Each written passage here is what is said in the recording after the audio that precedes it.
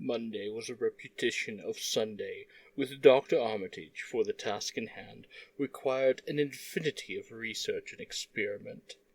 Further consultation of the monstrous diary brought about various changes of plan, and he knew that even in the end a large amount of uncertainty must remain.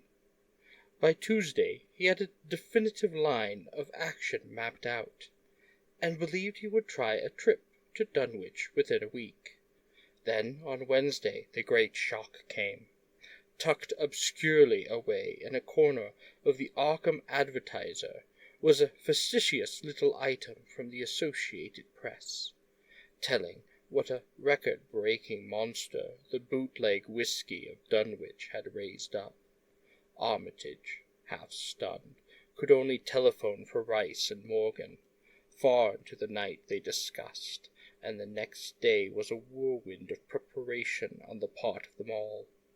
Armitage knew he would be meddling with terrible powers, yet saw that there was no other way to annul the deeper and more malign meddling which others had done before him. Friday morning Armitage, Rice, and Morgan set out by motor for Dunwich, arriving at the village about 1 in the afternoon. The day was pleasant, but even in the brightest sunlight a kind of quiet dread and portent seemed to hover about the strangely domed hills and the deep, shadowy ravines of the stricken region. Now and then on some mountain top a gaunt circle of stones could be glimpsed against the sky. From the air of hushed fright at Osborne's store, they knew something hideous had happened, and soon learned of the annihilation of the Elmer Fry house and family. Throughout that afternoon they rode around Dunwich, questioning the natives concerning all that had occurred, and seeing for themselves, with rising pangs of horror, the dreary friar ruins, with their lingering traces of the tarry stickness, the blasphemous tracks in the friar yard, the wounded Seth Bishop cattle, and the enormous swaths of disturbed vegetation in various places. The trail up and down Sentinel Hill seemed to Armitage of almost cataclysmic significance, and he looked long at the sinister altar-like stone on the summit. At length the visitors, apprised of a party of state police which had come from Aylesbury that morning in response to the first telephone reports of the Fry tragedy, decided to seek out the officers and compare notes as far as practicable. This, however, they found more easily planned than performed, since no sign of the party could be found in any direction. There had been 5 of them in a car, but now the car stood empty near the ruins in the Fry yard. The natives, all of whom had talked with the policeman, seemed at first as perplexed as Armitage and his companions. Then old Sam Hutchins thought of something, and turned pale, nudging Fred Farr and pointing to the dank, deep hollow that yawned close by. "God," he gasped, "I tell 'em not to go down into the glen, and I never thought nobody'd do it with them tracks, and that smell, and the whippoorwills a-squetching down there that in the dark of noon a day." A cold shudder ran through natives and visitors alike, and every ear seemed strained in a kind of instinctive, unconscious listening. Armitage, now that he had actually come upon the horror and its monstrous work, trembled with the responsibility he felt to be his. Night would soon fall, and it was then that the monstrous blasphemy lumbered upon its eldritch course. Negotium perambulans in tenebris, the old librarian rehearsed the formula he had memorized, and clutched the paper containing the alternative one he had not memorized. He saw that his electric flashlight was in working order.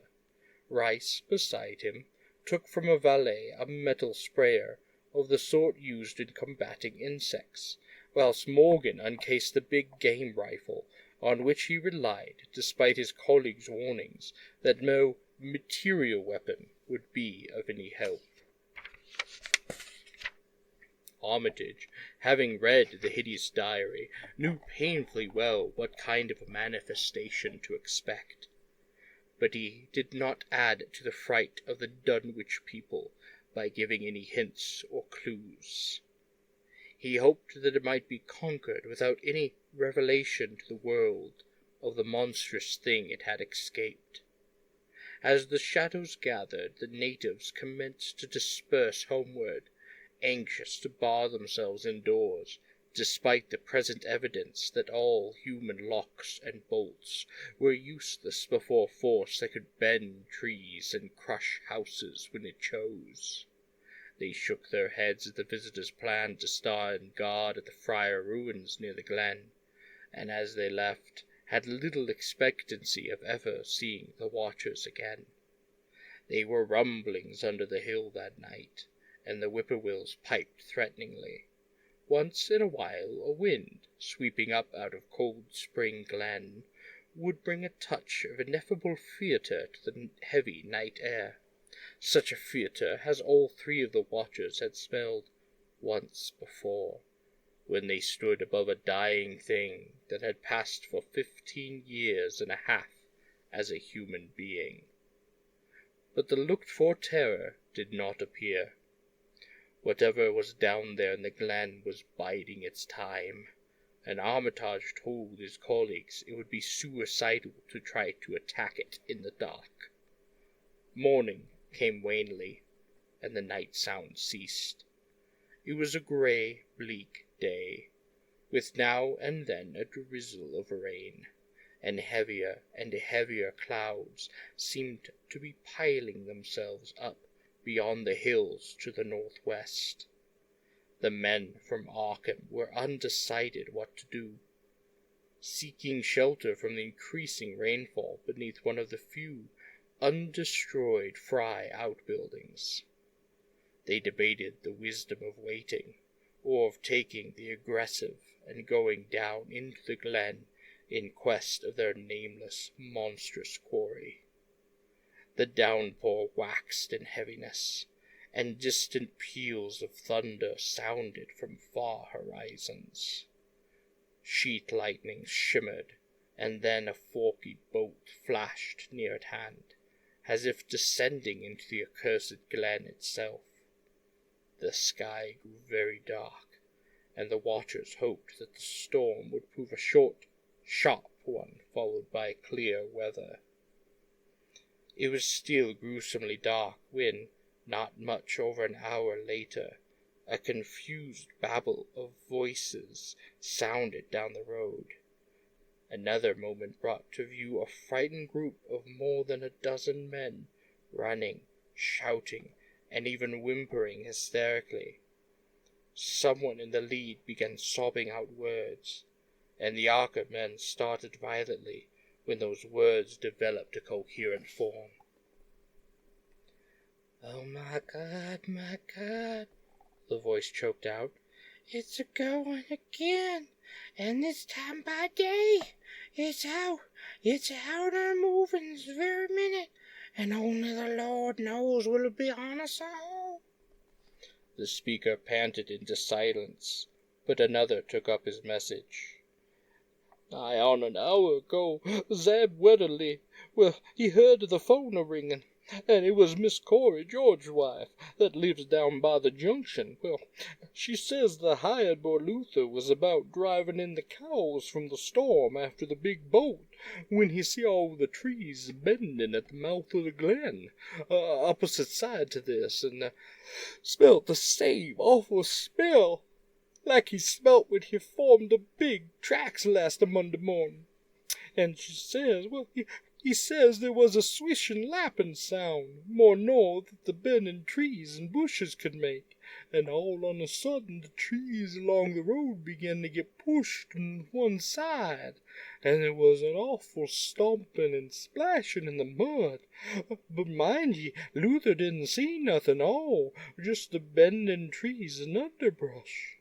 And fur ahead, where Bishop's Brook goes, under the rood, he heard a awful creaking and a straining on the bridge, and says he could tell the sound of wood a starting to crack and split, and all the whiles he never even saw a thing, only them trees and bushes a bending, and when the swishing sound got fur off on the road, towards old Wizard Watterly and Sentinel Hill, well, Luther, he had the guts to step up what he heard for, and look at the ground, and it was all mud and water, and the sky was dark, and the rain was whipping out all tracks about as fast as could be. But biggin' at the glen mouth, well, the trees had moved. They was still some of them awful prints, big as barrels like you seen Monday. At this point, the first excited speaker interrupted. But that ain't the terrible now. That was only a start. Zeb here was calling folks up when everybody was listening, and when a call from Seth Bishop's cut in, his housekeeper Sally was carrying on fit to kill. She just seed the trees bending beside the road, and said there was a kind of mushy sound, like a elephant a poofing and treading a heading for the house. Then she up and spoke sudden of a fearful smell, and says her boy Chancey was a screaming as how it was just that what he smelt up at the Watterly bins Monday morning, and the dogs was all a barking and a whining awful. And then she let out a terrible yell, and says the shed down the road had just caved in like the storm had just bowled it over, only the wind wasn't strong enough to do that. Everybody was a-listening, and we could hear lots of folks on the wire gasping. All to once Sally, she yelled again. She says the front yard picket fence just crumbled up, and there wasn't no sign on what done it. And then everybody on the line could hear Chancey and old Seth Bishop yelling, telling Sally was shrieking about that something heavy had struck the house. Not lightning or nothing, but something heavy agin the front that kept launching itself again and again, though you couldn't see nothing but the front windows. And then, lines of fright deepened on every face, and Armitage, shaken as he was, had barely poise enough to prompt the speaker. And then, Sally, she yelled about, "Oh, help, the house is a-caving in," and on the wire we could hear terrible crashing and a whole flock of screaming, just like when Elmer Fry's place was took, only much worse. The man paused, and another of the crowd spoke. That's all. Not a sound or squeak over the phone after that. Just still like. We at Harry got out Fords and wagons and rounded up as many able-bodied menfolk we could get, like Corey's place, and come up here to see what you thought best to do. Not but what I think it's the Lord's judgment for our iniquities that no mortal can ever set aside. Armitage saw that the line for positive action had come, and spoke decisively to the faltering group of frightened rustics. We must follow it, boys. He made his voice as reassuring as possible. I believe there's a chance of putting it out of business. You men know that those Watterleys were wizards. Well, this thing is a thing of wizardry, and must be put down by the same means.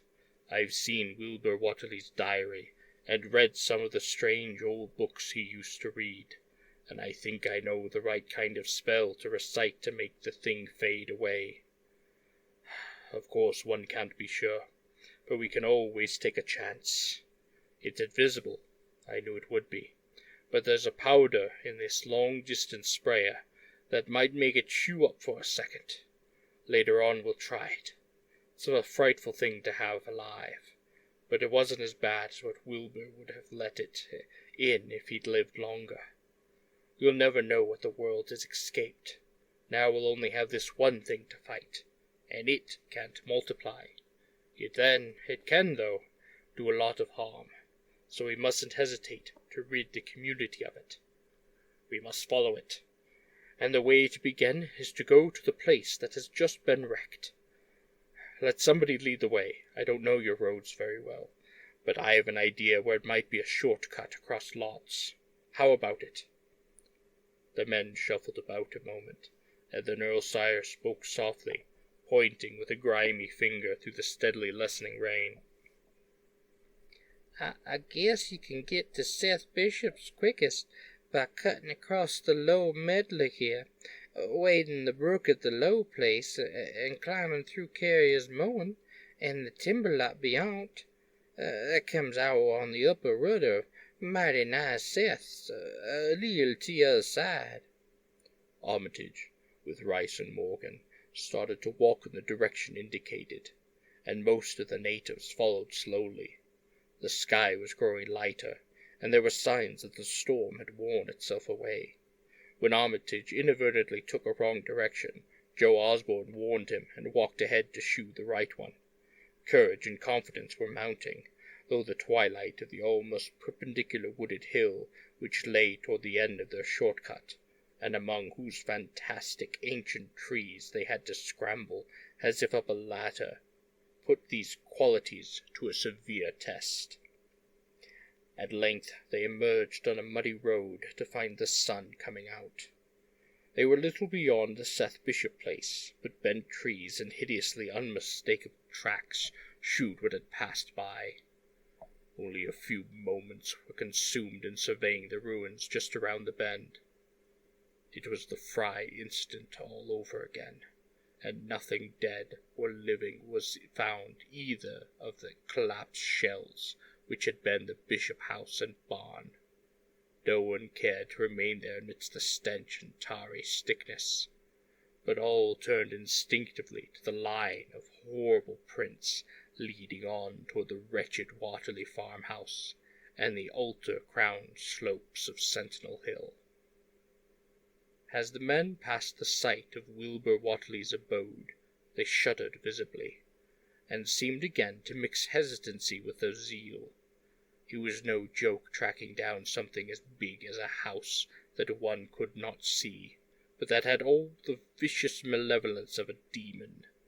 Opposite the base of Sentinel Hill the tracks left the road, and there was a fresh bending and matting visible along the broad swath, marking the monster's former route to and from the summit. Armitage produced a pocket telescope of considerable power, and scanned the steep green side of the hill. Then he handed the instrument to Morgan, whose sight was keener. After a moment of gazing, Morgan cried out sharply, passing the glass to Earl Sawyer and indicating a certain spot on the slope with his finger. Sawyer, as clumsy as most non-users of optical devices are, fumbled a while, but evidently focused the lenses with Armitage's aid. When he did so, his cry was less restrained than Morgan's had been. God almighty, the grass and bushes is a-moving. It's a-going up, slow-like, creeping up to the top this minute. Heaven only knows what for. Then the germ of panic seemed to spread among the seekers. It was one thing to chase the nameless entity, but quite another to find it. Spells might be all right, but suppose they weren't? Voices began questioning Armitage about what he knew of the thing, and no reply seemed quite to satisfy. Everyone seemed to feel himself in close proximity to phases of nature and of being utterly forbidden, and wholly outside the sane experience of mankind. In the end, the three men from Arkham, old, white-bearded Dr. Armitage, stocky, iron-gray Professor Rice, and lean, youngish Dr. Morgan, ascended the mountain alone. After much patient instruction regarding its focusing and use, They left the telescope with the frightened group that remained in the road, and as they climbed, they were watched closely by those among whom the glass was passed around. It was a hard going, and Armitage had to be helped more than once. High above the toiling group, the great swath trembled as its hellish maker repassed with snail-like deliberateness, and it was obvious that the pursuers were gaining. Curtis Watterly, of the undecayed branch, was holding the telescope when the Arkham party detoured radically from the swath. He told the crowd that the men were evidently trying to get to a subordinate peak, which overlooked the swath at a point considerably ahead where the shrubbery was now bending. This, indeed, proved to be true, and the party was seen to gain the minor elevation only a short time after the invisible blasphemy had passed it. Then Wesley Cowrie, who had taken the glass, cried out that Armitage was adjusting the sprayers which Rice held, and that something must be about to happen. The crowd stirred uneasily, recalling that this sprayer was expected to give the unseen horror a moment of visibility. 2 or 3 men shut their eyes, but Curtis Watterly snatched back the telescope and strained his vision to the utmost. He saw that Rice, from the party's point of vantage above and behind the entity, had an excellent chance of spreading the potent powder with marvelous effect. Those without the telescope saw only an instant's flash of grey cloud, a cloud about the size of a moderately large building near the top of the mountain. Curtis, who had held the instrument, dropped it with a piercing shriek into the ankle-deep mud of the road. He reeled, and would have crumpled to the ground had not 2 or 3 others seized and steadied him. All he could do was moan half inaudibly, "Oh, great God! Oh, great God, that... There was a pandemonium of questioning, and only Henry Wheeler thought to rescue the fallen telescope and wipe it clean of mud. Curtis was past all coherence, and even isolated replies were almost too much for him. "Bigger than a barn, all made of squirming ropes. Whole thing sort of shaped like a hen's egg, bigger than anything, with dozens of legs, like hogsheads that half shut up when they step. Nothing solid about it, all like jelly, and made of secret, wiggling ropes pushed close together. Great bulging eyes all over it, 10 or 20 mouths and trunks sticking out all over the sides, big as stovepipes, and all the tossing and opening and shutting, all grey, with a kind of blue or purple rings, and, oh God in heaven, that half face on top." This final memory, whatever it was, proved too much for poor Curtis, and he collapsed completely before he could say more. Fred Farr and Will Hutchins carried him to the roadside and laid him on the damp grass. Henry Wheeler, trembling, turned the rescued telescope on the mountain to see what he might, though the lenses were discernibly 3 tiny figures, apparently running towards the summit as fast as the steep incline allowed. Only these and nothing more.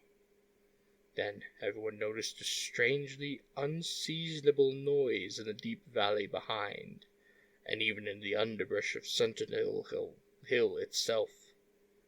It was the piping of unnumbered whippoorwills, and in their shrill chorus there seemed to lurk a note of tense and evil expectancy.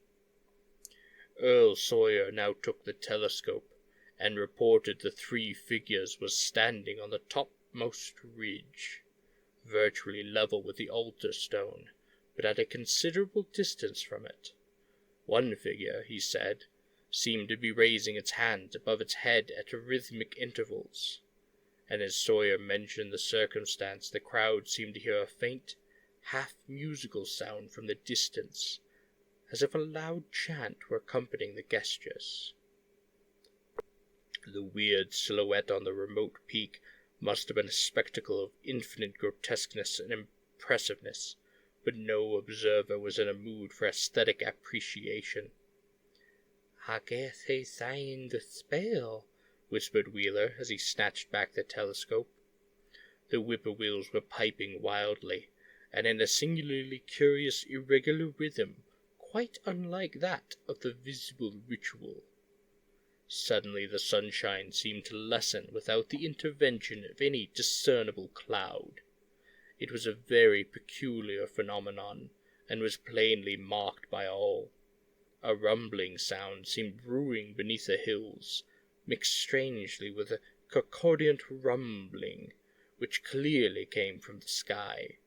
Lightning flashed aloft, and the wondering crowd looked in vain for the portents of storm. The chanting of the men from Arkham now became unmistakable, and Wheeler saw through the glass that they were all raising their arms in the rhythmic incantations. From some farmhouse far away came the frantic barking of dogs. The change in the quality of the daylight increased, and the crowd gazed about the horizon in wonder. A purplish darkness, born of nothing more than a spectral deepening of the sky's blue, pressed down upon the rumbling hills. Then the lightning flashed again, somewhat brighter than before, and the crowd fancied that it had shewed a certain mistiness around the altar stone on the distant height. No one, however, had been using the telescope at that instant. The whippoorwills continued their irregular pulsation, and the men of Dunwich braced themselves tensely against some imponderable menace with which the atmosphere seemed surcharged. Without warning came those deep, cracked, raucous vocal sounds which will never leave the memory of the stricken group who heard them. Not from any human throat were they born, for the organs of man can yield no such acoustic perversions. Rather would one have said they came from the pit itself, had not their source been so unmistakably the altar stone on the peak. It was almost erroneous to call them sounds at all, since so much of their ghastly infrabrass timbre spoke to dim seats of consciousness and terror far subtler than the ear. Yet one must do so, since their form was indisputably, though vaguely, that of half-articulated words. They were loud as the rumblings and the thunder above which they echoed, yet did they come from no visible being, and because imagination might suggest a conjectural source in the world of non-visible beings, the huddled crowd at the mountain's base huddled still closer, and winced as if in expectation of a blow.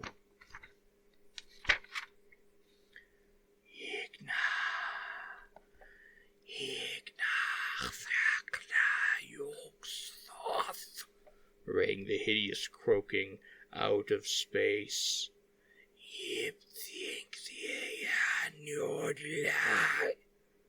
The speaking impulse seemed to falter here, as if some frightful psychic struggle were going on. Henry Wheeler strained his eyes at the telescope, but saw only the 3 grotesquely silhouetted human figures on the peak, all moving their arms furiously in strange gestures as their incantation drew near its culmination. From what black wells of arcanic fear or feeling, from what unplumbed gulfs of extra-cosmic consciousness or obscure, long-latent hereditary were those half-articulate thunder-croakings drawn? Presently they began to gather renewed force and coherence, as they grew in stark, utter, ultimate frenzy.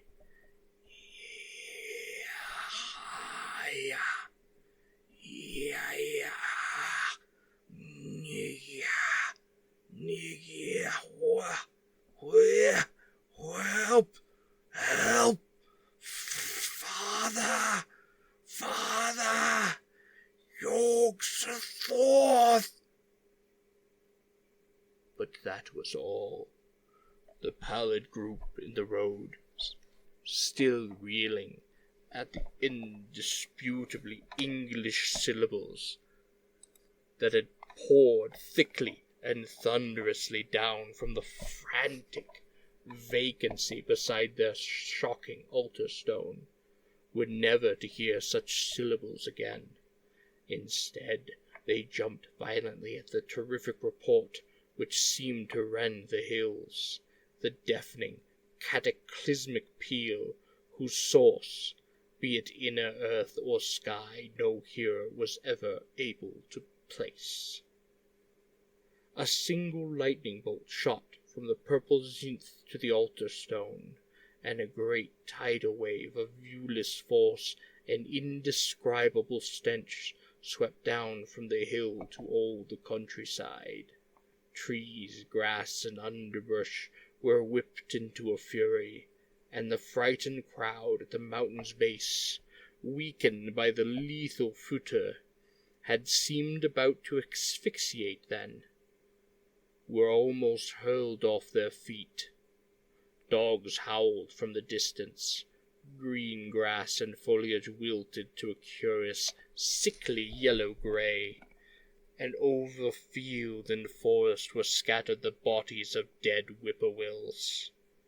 The stench left quickly, but the vegetation never came right again. To this day there is something queer and unholy about the growths on and around that fearsome hill. Curtis Watterly was only just regaining consciousness when the Arkham men came slowly down the mountain in the beams of a sunlight once more brilliant and untainted. They were grave and quiet, and seemed shaken by memories and reflections even more terrible than those which had reduced the group of natives to a state of cowed quivering. In reply to a jumble of questions, they only shook their heads and reaffirmed one vital fact. "That thing has gone forever," Armitage said. "It has been split up into what it was originally made of, and can never exist again. It was an impossibility in a normal world. Only the least fraction was really matter in any sense that we know.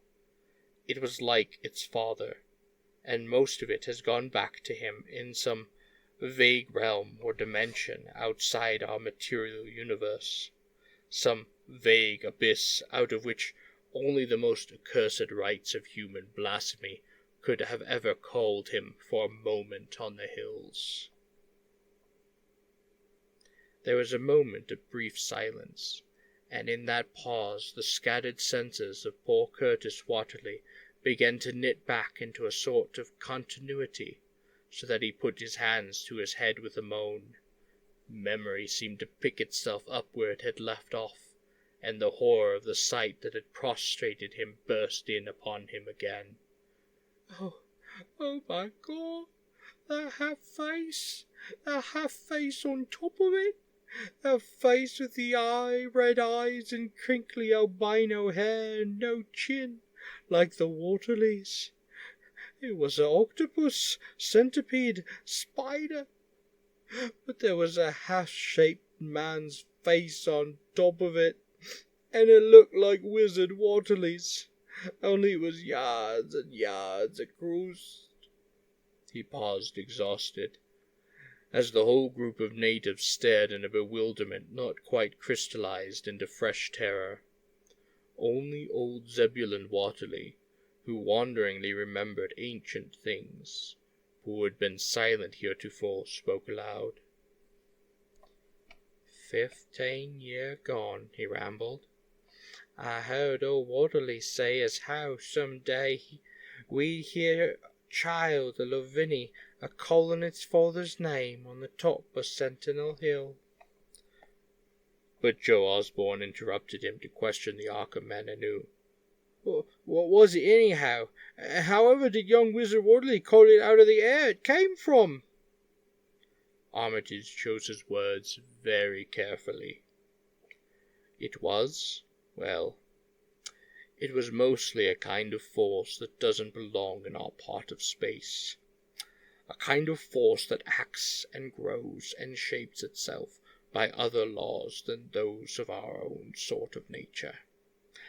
We have no business calling in such things from outside, and only very, very wicked people and very wicked cults ever try to. There was some of it in Wilbur Watterly himself, enough to make a devil and a precious monster of him, and to make his passing out a pretty terrible sight. I'm going to burn his accursed diary, and if you men are wise, you'll dynamite the altar stone up there, and pull down all the rings of standing stones on the other hills. Things like that were brought down the beings those Watterlys were so fond of. The beings they were going to let in tangibly to wipe out the human race, and drag the earth off to some nameless place for some nameless purpose. But as to this thing we've just sent back, well, the Watterlys raised it for a terrible part in the doings that were to come. It grew fast and big, from the same reason that Wilbur grew fast and big. But it beat him, because it had a greater share of the outsideness in it. You needn't ask how Wilbur called it out of the air. He didn't call it out. It was his twin brother. But it looked much, much more like the father than he did.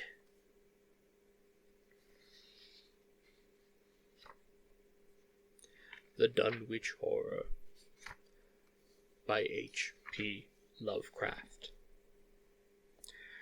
The richly atmospheric story was written in the summer of 1928, and is a direct product of Lovecraft's lengthy tour of central Massachusetts at that time. He first visited W. Paul Cook in Athol, where the name Sentinel Hill originates, an adaptation of Sentinel Elm Farm. Then was taken to the Bear's Den, an actual rocky waterfall, by H. Warner Munn. Then visited Edith Minter in Wilbraham, where Dunwich is approximately located. Many of the plot elements of the story, however, derive from such works as Arthur Machen's The Great God Pan, Algernon Blackwood's The Windigo, and other sources. It first appeared in Weird Tales, April 1929, and was tremendously popular with readers. Gorgons and hydras and chimeras, dire stories of Calieno and the Harpies, may reproduce themselves in the brain of superstition, but they were there before. They are transcripts, types. The archetypes are in us, and eternal. How else would the recital of that which we know in a waking sense to be false come to affect us at all? Is it that we naturally conceive terror from such objects? Consider in their capacity of being able to inflict upon us bodily injury. Oh, least of all, these terrors are of older standing. They date beyond body, or without the body. They would have been the same. That the kind of fear here treated is purely spiritual. That it is strong in proportion as it is objectless on earth. That it predominates in the purity of our sinless infancy, our difficulties, the solution of which might afford some probable insight into our ante-mundane condition, and a peep, at least, into the shadowland of pre-existence. Charles Lamb, Witches and Other Night Fears.